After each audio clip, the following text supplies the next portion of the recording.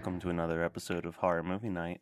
I'm your host Matt, and I gotta say I got a pit in my stomach because I'm feeling pretty sick about the movie that we're about to discuss. That is Serial Insane Clown Killer from, I didn't even write down the year, 2000 something. 2003. Picked by me. And I want to say something up front because I know I'm going to get made fun of a whole lot. So 2 things about this movie before Scott and Brian get to talk. 1, yes, it's garbage. 2, this is a crowd pleaser of a movie. If you're having a bad movie night at your house, every second of this movie is the wrong choice, and that's why I picked this movie. All right, so let's talk about Serial Insane Clown Killer. So this, I don't know if it was the first. I think Miner's Gold was really the first time that I realized, like, wow, there's some bad horror movies out there. But I had such high expectations for this movie when I was 13. Going into it now, I'd already seen it once, but you got to understand, I had high expectations for a movie called S.I.C.K. Well, because the cover at the time was like pretty cool. It looked like Twisted Metal Black, right? Yes, it really does remind me of Twisted Metal. Yeah, and I was like, oh, fuck yeah, like Twisted Metal Black's awesome. The graphics are out of this world, which in 2018 they're not, but in 2011 or 2001 it was huge. But yeah, no, this movie sucks, man. It sucks. So here's a fun fact right at the start of the movie. We open up, and the first thing we see in the very first second is Grim Weekend LLC. So this Halloween, I cut together 7 hours of horror movie trailers, and I used S.I.C.K as one of the horror movie trailers. And the movie is called Grim Weekend. Yeah. So I think this movie was shot as Grim Weekend, and somebody who bought the rights, I guess at Lionsgate or whatever BS company, was like, we'll put this out. Was like, Grim Weekend doesn't have the ring to it that Serial Insane Clown Killer seems to have. And they changed the name and threw it on there. Man, this movie, it does this thing way too much where it will jump to like a flashback. Oh or my God, forward. So many. Ugh. And it's this weird, like, muddy look, and it's like hyper overexposed at times. The contrast is pulled up real crazy. That's like such an early 2000s thing, though. I mean, as much of a piece of shit as this movie is, it's very much a product of its time. It's very strange. But like, even like the people's dialogue is like all echoey and like shitty. Like, so it starts off with this girl, she's on the phone, and an unseen person walks in, and she's like, I gotta protect you from Denise. And then she starts getting stabbed. And then it cuts to her like with her stomach sliced open, and she's just like, what have you done to me? Yeah, and no, actually, Billy, what did you do? Is what she says when she gets stabbed. What did you do? And then it cuts to the word sick. No. You're missing the very thing that it cuts to before S.I.C.K. He has carved the word food into her forehead. Oh, that's right.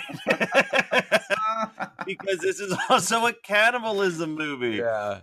Oh man. So then wait. Before we get too far, I just want to introduce Brandon. It's very important to me that we talk about Brandon, aka, as Scott said, what was it, Patrick Bateman 2.0. Oh, I mean Patrick Bateman. Jesus. All right, what did you want to talk about? We'll talk about Brandon. I don't have anything to talk about. I just want to, anybody that hasn't seen this, like, you can watch the low quality rip that I watched. I think Brian watched it too. Yeah. Matt watched an actual DVD copy of this because he's a maniac. But what we can share that's fine. But the thing that I have to say about this movie that you need to inform yourself of if you are going to put yourself through it. First of all, it's not the worst movie I've watched for this podcast, which is really saying something. But it's like The Room, but a slasher flick. Yeah, and that's the thing. Like, every time that I've watched this movie until this time has always been with a large group of friends. So it's been kind of fun. Even though we knew it was trash, we were laughing and like making jokes about the movie and whatnot. Watching it by yourself in your bedroom at 6 p.m. is fucking punishment. Like, yeah, it is. So like, the reason why I own this movie is because it's almost never going to be on a streaming service, and because I do enjoy getting a group together. Like we would do this like every couple of years. We would get together and watch S.I.C.K because it's so just like I said in the beginning. Every decision is the wrong decision in this movie. And we're not talking about the actual plot. We're talking about the production decisions. Yes, production decisions, the casting decisions, the writing decisions. Like, it's all incorrect. None of the dialogue feels even remotely natural. Like, we open with this dude, Brandon, and he's on the phone, and he's planning a trip with his buddy, Mark. And he's got lines like, well, shit, I've been working on her for a while. He's like, bring that gay porn you got, because if I get shot down this time, I'm switching teams. I'll tell you what. But the thing is that Brandon sounds like... He sounds like that guy from Office. He looks like the guy from Office Space. He talks like him. If that guy was in Mallrats, and then that character was in American Psycho 2. I actually have a note that says Denise talks like any customer that walks into a store in a Kevin Smith movie. Like, everybody talks like that in this movie. She specifically. So when they introduce Denise, she's like in the back of their car giving the story, and the way she tells this story is like straight out of like the finger cuff scene in Chasing Amy, or like any of these other early Kevin Smith movies where a person is just spouting exposition, rapid fire, but like with a whole bunch of like, I'm talking about, like, it's disgusting, it's fucking sick, like, it's like, but like all she's doing is pushing the plot along for the viewer, but like it's supposed to seem like a natural conversation, and it is the least natural conversation that's ever happened. But like the first really weird, unnatural conversation is when Brandon starts fighting with his coworker David before going on the trip. Oh yeah. And it's like, what the fuck is that scene? It's literally, the movie opens with the ending scene of Howard and Kumar go to White Castle. Like, which is like, you know what, Dave? I'm sick of you dumping your shit on me, and I ain't going to put up with it anymore. It's like, we have no clue that this has happened before. Like, it's just out there in the open now suddenly, as if we've been following Brandon's entire life up until this movie started 5 minutes ago. Like, it's out of control right out the gate. The thing that bugs me the most about him, besides the way he talks and looks and acts and pretty much everything, is the fact that you're supposed to believe that he's fucked a bunch of women at his job. Oh, yeah. Absolutely. He's just so charming. And, charming things like he's sitting with his college buddy Mark, and he goes, dude, your wife is hot. Like, and then they get like hit on by some slutty girl immediately. Are you our waitress? No, but I can satisfy any of your hungers. I wrote it out. I have so many quotes written down in here. But I do want to, before we get to slutty ass Sophia, oh my God, I want to talk about how this movie makes sure to get every exciting second of packing your luggage, packing up a car, and driving to a cabin in the woods. I'm like, wow, these are a lot of shots that were super unnecessary. And they spent time and money on that. Yeah, like, and it's these weird decisions that filmmakers make because they're like, okay, it's got to look cool, and like they don't realize that sometimes it costs a lot of money to look cool. Like, it's like, okay, we got to really establish that they're driving, and it's like, no, you don't. One shot of the car driving by, we're good. We get where they're going. Show them getting to this little like dive bar that looks like a strip club that they're gonna have some beers. I am positive that was a strip club that they rented out for the day. Oh, absolutely, because it's got to be cheaper than renting a bar. Oh yeah. Bars are expensive. Strip clubs, they gotta take what they can get. So they talk to this slutty girl, and then they see this. But that makes no. What the fuck is the point of that scene? She never comes up again. I think it's just to be like, hey, Brandon might not be that faithful of a dude. And it's like, yeah, well, you already told us that 3 times in dialogue, and you're going to show us again in 20 minutes. So that's not really an important establishing shot. That had to be like director's girlfriend that was like, please, I want to be in the movie. And he's like, I'm going to make you a slutty woman. But then they see a scuffle happen with this girl at the bar. And this is where she's given that really unrealistic conversation, but it keeps cutting to what this trucker guy was saying to her. Oh my God. And I got both of them written down. No. You nasty little dumpling, I can't wait to get you back to my truck. It's like the first one. And then the other one is he goes, I just want to suck your toes so you call me daddy. Daddy. Daddy. Like, and they like, listen, I get it. Toe sucking is gross. They're acting like he asked her to do the most vile sexual acts in the car. It was like, he asked you to suck your toes? And she goes, fucking disgusting.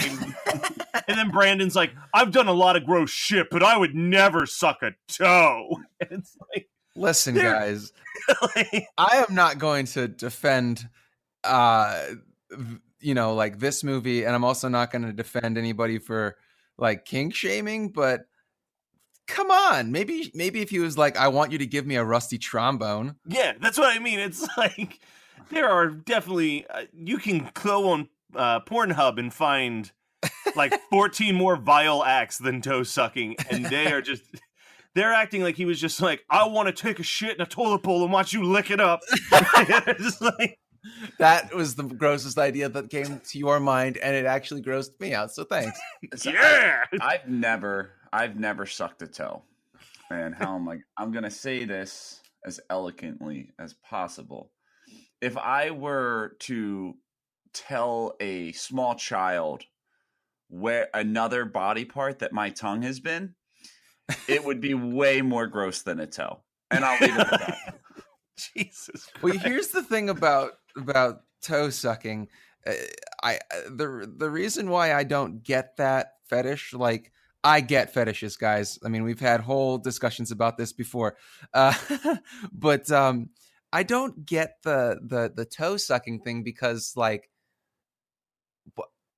first of all, your shoes never get cleaned, right? Like, very few people actually launder their shoes. So you're putting your foot in a sock, and then you're sweating into this sock that's going to go in this other bigger, harder sock, basically, that's going to just sop up your foot sweat indefinitely until it falls apart and you throw it away. I just don't get it. I don't get the obsession because, like, it's not, I'm guessing that it's not, I want to suck your clean toes. It's like I want to suck your dirty toes because it's so taboo and gross. Like, no, that's not. But, like, this guy, I like the idea that she was so offended by him because she was absolutely hired to play this part. What's her name? Denise. God damn it, Denise. I kind of feel bad for toe suckers. Yeah, really, they're just treated as badly as, some of the worst fetishes out there. I think that it's a silly thing. I don't feel bad for them, but I also don't judge them. I just think that it's a stupid fetish. Like, there's no sexiness to toe sucking. So it could be born. You could be born that way, but I like to think it's almost like, so you see a homeless guy on the street that's asking for change, right? He didn't start off saying, like, can I just get a dime? I'm sure he, was asking people like, hey, can I borrow $100? I really need to pay my bills. And then he's like, $20, $5, $1, I'll take a dime. And I kind of feel like that's what a foot guy is. Like, I was about to say it might be a lot of just like pen up. Look, I get it. I'm gross. You don't want to fuck me. That's totally fine. Let me at least just suck your toe. Yeah. Like, why are you guys so empathetic? Anyway, I haven't gotten to toe sucking, but like I've been with Jade long enough that, like, we're not hot and heavy like we did when we first started dating. Then I'll be like, just a handy. Can I get a handy? It's Friday, and I'm not too far away from a toe. I'm like 60% of the way to a toe. God, I hope that Jade actually listens to this episode, and then she's like, she's kind of weird, huh? All right, so back to the movie and away from the twos. So they get to Brandon's cabin and they sit around a campfire and just retell the plot line of Campfire Tales, one of my favorite anthology films. But that's when Denise is like, I don't got a scary story, but I got an idea for a movie. It's about a killer clown. And then Brandon's just like, fuck that shit. I'm going to get pierced. Yeah. Big brave Brandon, terrified of clowns. And she tells this fucking awful story. And we're getting to watch it as she's telling it. It's just like, he was a clown and he did shows. She's basically just telling like the John Wayne Gacy story for the most part. Yeah. And she's just like, and then a militia beat him to death. And I have one line of dialogue written down where one guy just goes, so you want to be a clown? Yes, I have that too. Now, as a serial killer advocate, I have to say, enthusiast, not advocate. Right.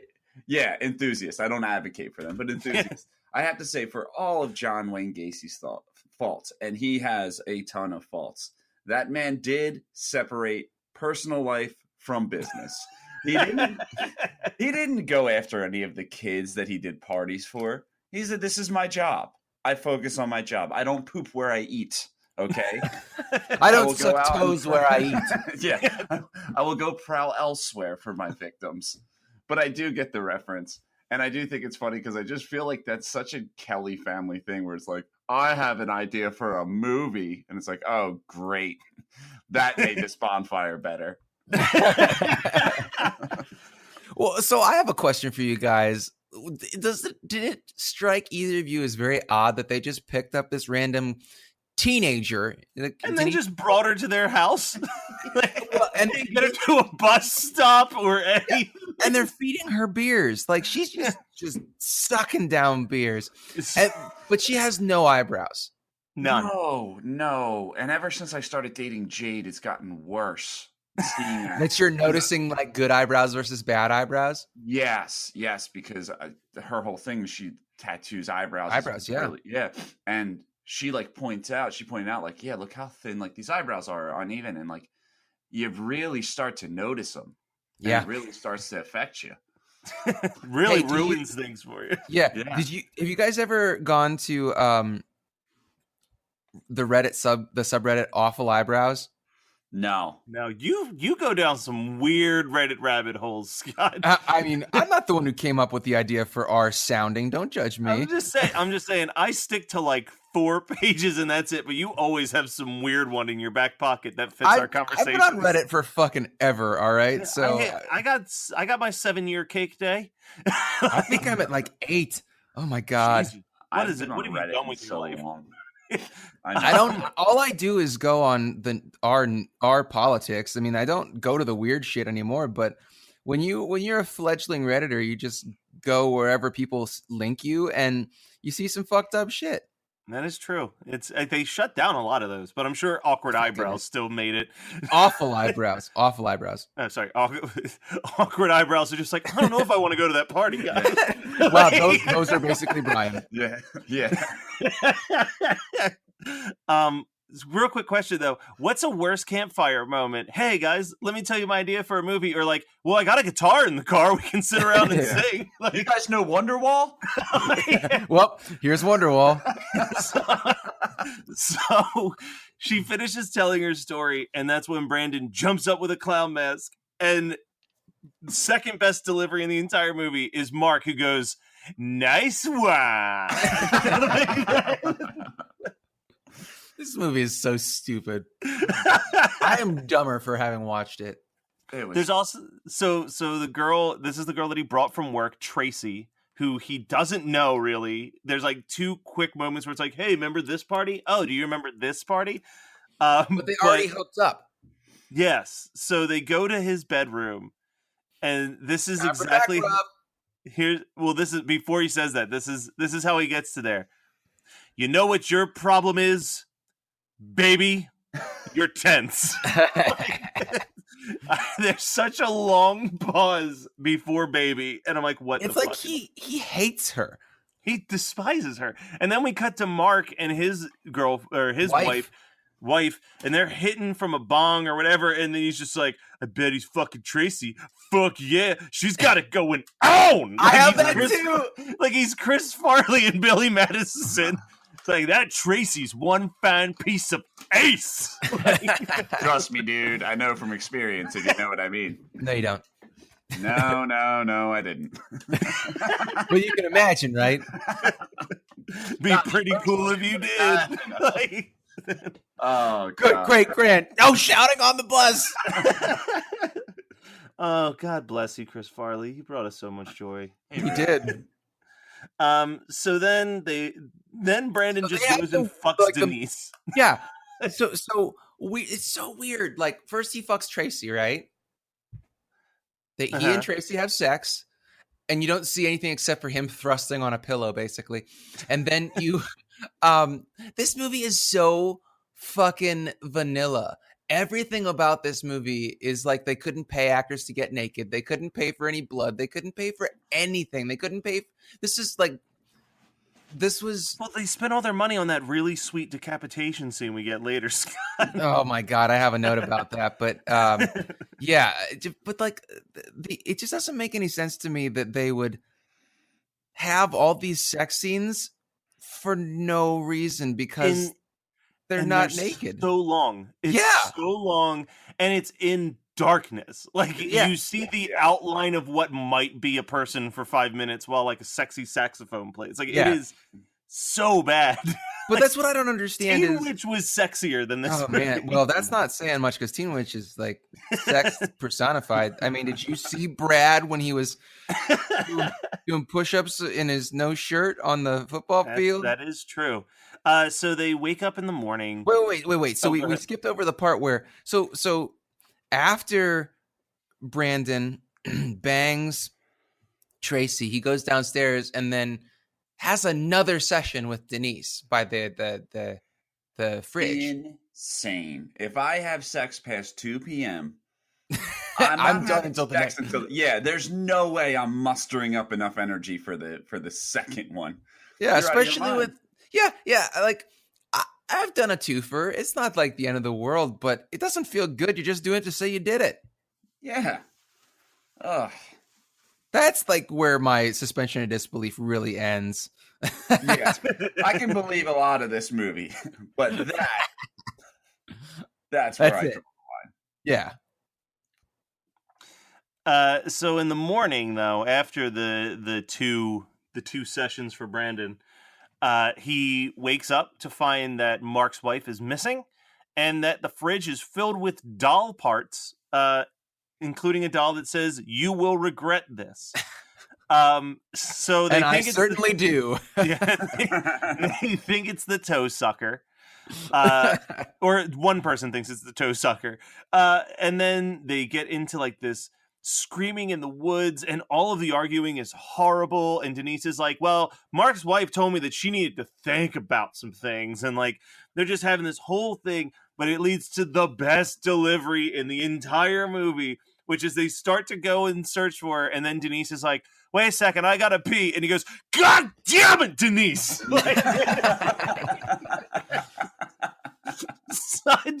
It's the only performance in this movie where you just feel the frustration of the actor just really coming out. The thing is that they didn't seem like they were having a bad time making this movie. They were all just like, they took a shot of heroin and they're just like, whatever. They probably had fun, but I feel like this had to be a movie. Either A, it was made by a group of friends, which is super possible. The other option is that midway through the movie, like in between takes, the actors were like, guys, I think we might be making a bad movie. and they're like, yeah, I'm getting that vibe too. Do you want to just like stop trying? They're like, we should just quit. And it's like, oh, do you not want your Target gift card?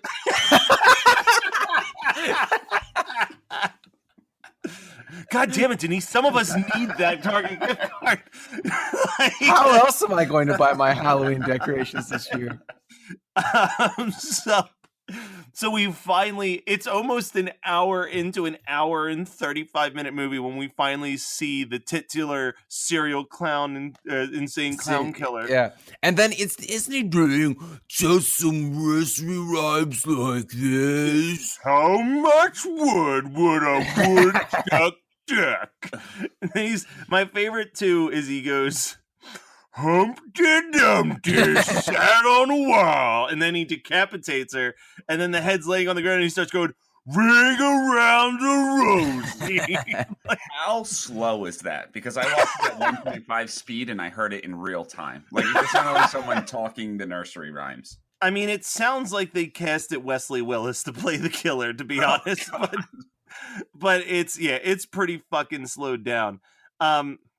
But before the decapitation, that's when Mark admits to Denise that his wife has been thinking about leaving him and she wants an open relationship. And Denise is like, that just means she wants to fuck other guys.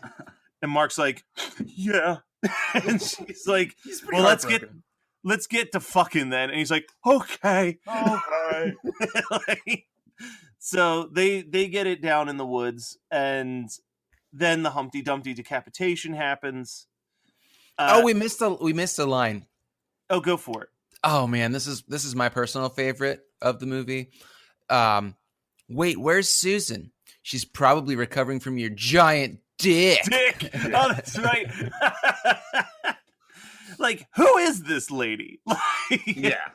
And I love that not once are they really suspicious of Denise, the stranger that they brought with them to this cabin and got drunk, who finds everything hysterical that's happening. Yeah, everything's a big fucking joke, Denise. I mean, credit to them. They found a very good doppelganger for Sherry Moon Zombie if she said no to this part. But holy Christ, this movie. So two things happen simultaneously. They both find different shacks. Behind Brandon's house, there's all these organs hanging in the shed. And that's when Brandon says probably the first logical thing in this movie, where Denise is like, it's that toe sucker. And he goes, how? He's like, so he knew we were coming here and he loaded my shed with dead body parts before we got here? That makes a lot of fucking sense. Denise is like, the guy likes toes, for Christ's sake. But then also, Mark finds a shack in the woods that's just got all these organs. And it's like 2 minutes of this actor putting on his I'm going to throw up, but I'm not going to throw up face, which is just, 2 thumbs up on the acting there, actor who played Mark. But he finds Susan dead in the woods. Denise thinks that he killed Susan. Goes and tells everybody Mark's the fucking killer. He's a psychopath. We gotta lock the doors. Mark shows up with a fucking axe in his back. Oh, well. Guess he's dead. Guess he's not the killer. Yeah. There's this whole weird subplot with like them finding a CB radio, but they're only able to communicate directly with the clown killer. God, this movie. The one positive thing that I will say about this movie, and this is like the fucking most minor compliment, don't hate the clown mask. Perfectly fine. Wow, that is that is the most mediocre compliment I've ever heard for any movie that we've ever done. That is the like seeing your friends play and you're like, the sets were really nice. Like, it's funny, the clown's name on IMDb is Posse. Is it really, or are you just making a joke? I swear that's not a joke, and it's because my fucking Beetlejuice thing. Yesterday we released October Blood. We're recording right after October Blood, and Scott was like, I can't wait for the day that Brian can't do a Beetlejuice. And I said, I'm going to call in sick. And ironically, I'm watching Sick. And I'm like, I can't find it. And then, of course, the clown is played by a guy named Kurt Bauer, who was my saving grace, because he was in Warning Parental Advisory, starring Dee Snider, who was in Get Him to the Greek, with Jim Piddock, who was in Best in Show with Catherine O'Hara, who was in Beetlejuice. No one else worked again. No, I wanted to believe that you're going to be like, my saving grace was the guy who played the clown because he played Otho in Beetlejuice. That's believable.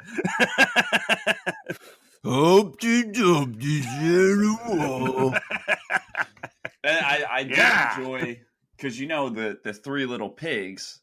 He says, little pig, let me in. And they say, not by the hair on my chinny chin chin. So in order to cover up that line of dialogue, it was like a weird laughter, like a, I'll blow your house in. Where are we even at in this movie? Because let's just get to the reveal. Let's just get to the reveal. There's not. This is where the movie really slows down its momentum. It's finally revealed that the clown is Billy from the first scene of the movie, and Denise is the Denise that the mom was talking about. Duh. And Brandon is, so here's the big thing. Brandon is like married or dating Denise, but when I was when I was watching this, I genuinely was like, I think Brandon and Denise are related. And then the sex scene happened. I was like, oh God, this is an incest movie. So then when he was like, well, they've been doing it for years. I'm still new to the game. I was like, okay, thank God. He's like a boyfriend or something. And then it ends with Brandon going into work, talking to that dude, Dave, and being like, hey, you want to go up to the woods with me this week? It's like, why are all these people accepting these last second invitations to the woods? Like he's got a weird success rate. And also he's killing people like Brian said about John Wayne Gacy. Don't poop where you eat. Or eat where you poop. Either way. That's why they don't have any restaurants called The Bathroom. That was a fired up reference. All right, so final thoughts on S.I.C.K? I really enjoyed how the killer was 50% of the cast. That was that made me happy. It was like it was most of them. So this is my thought though. I still think that Brandon and Denise are related. Is that? But how? Doesn't he call the clown his uncle or some shit? Yeah, but I mean, I think that my sister's kids, who aren't any blood relation to us, they're kids through marriage, still call me Uncle Matt. Like there's but Mario's kids call me Uncle Scott. Yeah, there you go. See, it doesn't matter. This is an incest movie. Yeah. I'm disagreeing. I'm going strong disagree. I think, plus, like, there are some people who their nickname is just Uncle and first name. You know what I mean? Like, that dude, no one ain't calling that guy Billy. He is an Uncle Billy if I've ever seen an Uncle Billy. Like, I wouldn't be related to either one of those people. I'd be like, oh, it's Uncle Billy. You know, bar stars have nicknames like that. Why can't Killer Clowns in the Woods? I don't want this to be an incest movie, please. Well, it is, Matt. Yeah. Sorry, buddy. Man, and I thought that it wasn't going to get much worse than toe sucking. But see, that's what makes it so funny that they're like, oh, he's a toe sucker, because they're fucking each other and they're blood relations. That's why that works. Mr. Paris, set a course. Set a course.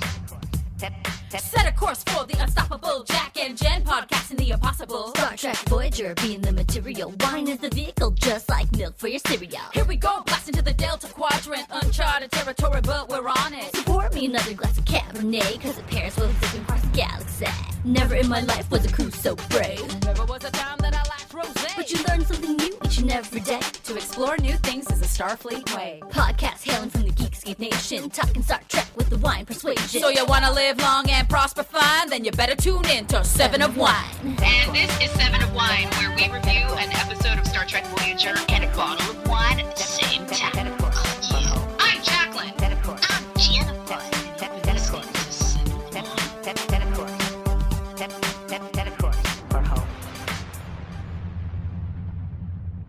All right, so what was your guys' double feature with this movie? This movie, if I were to show it to people, I would just be like, you know what?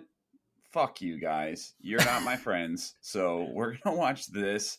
And then we're going to watch this movie that I own because it was part of a 4 horror movies in one.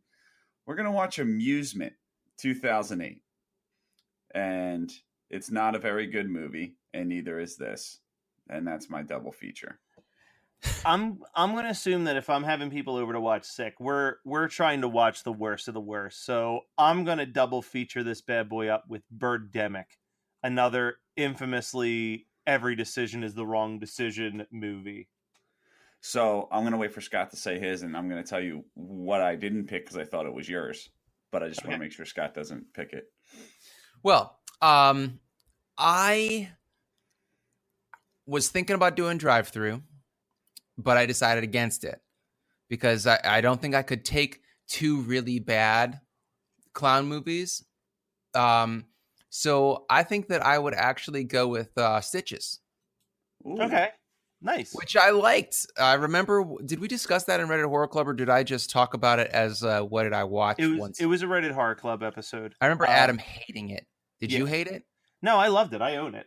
Oh, yeah. I mean, I thought it was a fun movie. And it's a British slasher. I mean, it's a supernatural slasher flick. It's fun. Yeah. I mean, the special Definitely start with Stitches. And then the Stragglers, you're like, you guys like The Room? See, this is where I disagree. Because I feel like, you earn Stitches. If you're like, oh, I can't deal with this, I'm leaving. It's like, all right, well, you're lost because you're going to miss out on Stitches now. Well, see, I'm thinking the opposite way where, okay, if you start... No, it's fine to leave. Go ahead. Go home. Well, yeah, but no, I think that if you're starting a movie night like this, you start with something fun where everybody's like sober and in the right mindset. And if people are drinking, they'll get more entertainment out of Sick later. If people aren't drinking, but they're tired, they'll get more enjoyment out of Sick later too. Yeah, no, that's true. Okay, fair enough. Brian, what did you think was going to be my double feature? Before I say that, I wanted to point out I just added a movie to my list while doing a quick search. There's a horror movie from 1976 called The Clown Murderers, starring John Candy. Just a fun fact, the John Candy. But I thought you like to cause pain to people's lives when it comes to movies, Matt, and you don't like them to leave.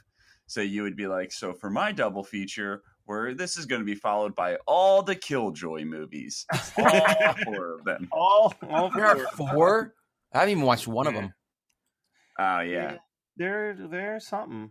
Killjoy Goes to Hell is the fourth one. I've got 3 of them because it came on a 7 or 8 Puppet Master movies with 3 Killjoy movies box set. What? Yeah, Full Moon was really trying to get their shit out there that day. Yeah. It was $7, Scott. $7 for 8 Puppet Master movies and 3 Killjoys. There's also Killjoy Psycho Circus, so technically 5. Jesus but Christ. Knowing Full Moon and that name, that sounds like it's a clip show. That's what I was thinking. It was like when I bought that not John Candy, Rodney Dangerfield stand up, and I was so excited, but it was just Rodney Dangerfield introducing his friends. Yeah. That's probably what this is. Or Full Moon put out the one DVD that I have, When Puppets and Dolls Attack, and it's just an hour and a half of all of the kills from every Full Moon film that features a puppet or a doll. Now, see, that is a good purchase. That's a good Halloween throw on your TV during a party DVD, which is why I kept it. I kept that, and I kept the Trauma Rising DVD, which is just 4 hours of trauma trailers. Because, sometimes that's great background stuff. Most of the trauma trailers are way better than watching the full film. Oh, they just released a new Puppet Master like a week after the Littlest Reich, which is Reich. Wait, they did another one?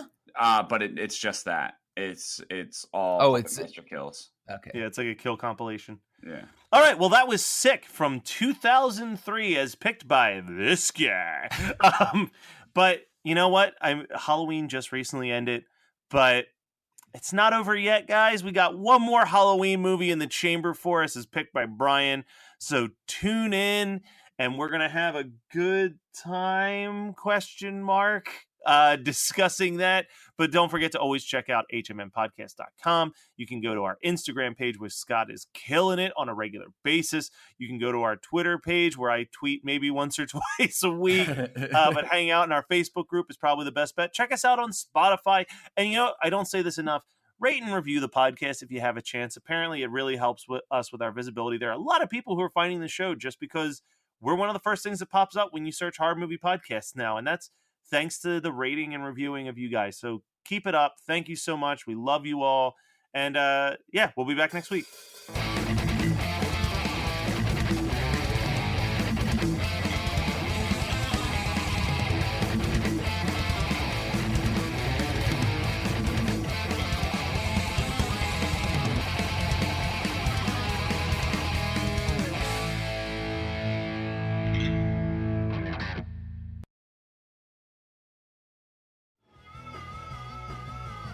You're listening to the Geekscape Network.